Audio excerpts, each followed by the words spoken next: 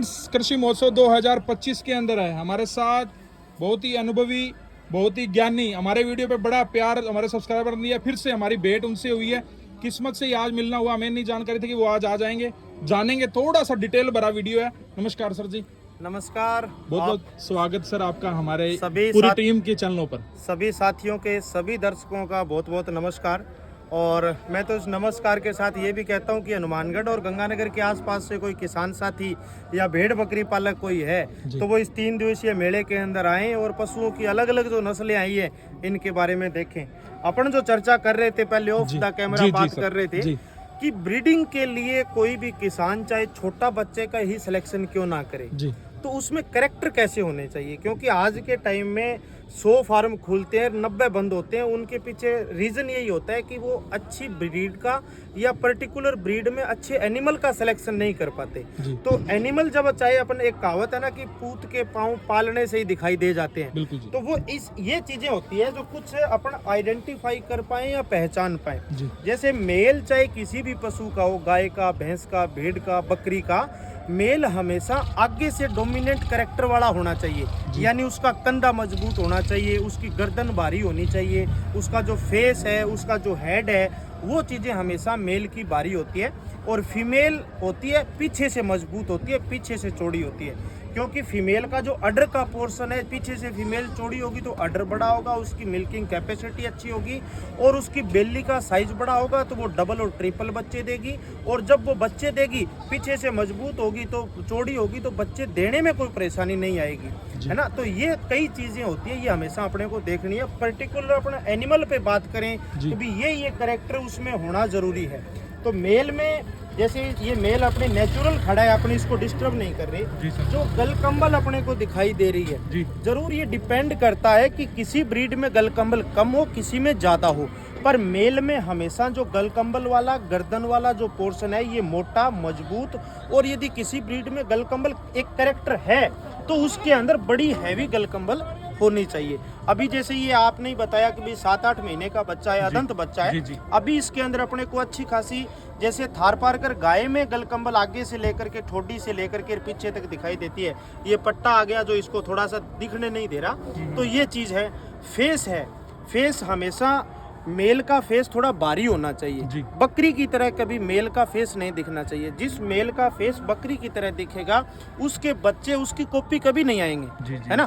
तो डोमिनेंट जो मेल होगा उसका फेस डोमिनेट होगा तो उसके बच्चे भी हमेशा उसके ऊपर आएंगे। कानों की जो लंबाई है, अब जैसे बिटल के अंदर कानों की लंबाई ज़्यादा है तो उसके अकॉर्डिंग ही अपने को बच्चे का सिलेक्शन कानों की लंबाई पे भी करना चाहिए। और आज के टाइम में तो इंडिया में ही नहीं जबकि पूरे वर्ल्ड में क्रेज चल रहा है कि जितनी कानों की चौड़ाई होगी, जितनी कानों की लंबाई होगी, उसका रेट उतना ही ज़्यादा है। हालांकि कानों में कोई बच्चे पैदा नहीं होते, कानों से कोई ज़्यादा दूध नहीं मिलता, कानों से कोई ज़्यादा मीट नहीं निकलता, पर वो एक सुंदरता को बढ़ाता है, सुंदरता को प्रदर्शित करता है। तो ये चीज़ है। ऐसे ही जैसे सींग की अपन बात करें, जैसे बीटल ब्रीड के अंदर है कि चपटे सींग, तो जैसे इस बच्चे के अंदर अपने को पीछे चपटे हुए सींग दिखाई दे रहे हैं, तो इससे भी इसकी सुंदरता भी बढ़ती है और जो ब्रीड का कैरेक्टर है उसको भी ये फुलफिल करता है।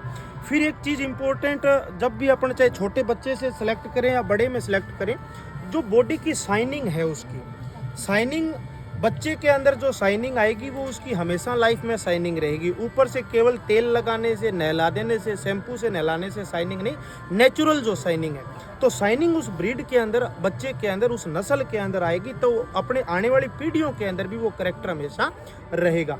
लंबाई है, चौड़ाई है। अपन आज एक कंपटीशन चल रहा है पूरे पंजाब में कहूँ या पूरे हरियाणा में कहूँ कि 47 इंच, 48 इंच, 46 इंच। जरूर हाइट अच्छी होगी पर अकेली हाइट होने से शरीर का वजन नहीं बढ़ता। शरीर के वजन के लिए लंबाई ज़रूरी है। तो जिस एनिमल की, भेड़ की या बकरी की या उसके मेल की या फीमेल की लंबाई के साथ साथ हाइट, दोनों चीज़ें अच्छी होगी तभी उसका वजन अच्छा आ पाएगा। और एक खैर सिरोही के अंदर कुछ लोग हमारे साथी कहते हैं कि जिसमें बैंड होगा वो ही ज़्यादा सिरोही होगी, जबकि जिस बकरी की लंबाई होगी उसमें बैंड होगा। और जिस बकरी की लंबाई होगी उसमें आप 90% देख लेना, जो किसान भाई काम कर रहे हैं, जिस बकरी की लंबाई जितनी ज़्यादा है, बड़ी है, वो 2-2, 3-3 बच्चे नॉर्मल देती है। और जिस बकरी की लंबाई नहीं है, केवल हाइट है, वो 2-2 बच्चे नहीं देती। तो ये सारी चीज़ें, चाहे मेल फीमेल। फिर आजकल एक टेस्टिकल की भी बहुत इंपॉर्टेंस है, मेल हो या फीमेल हो।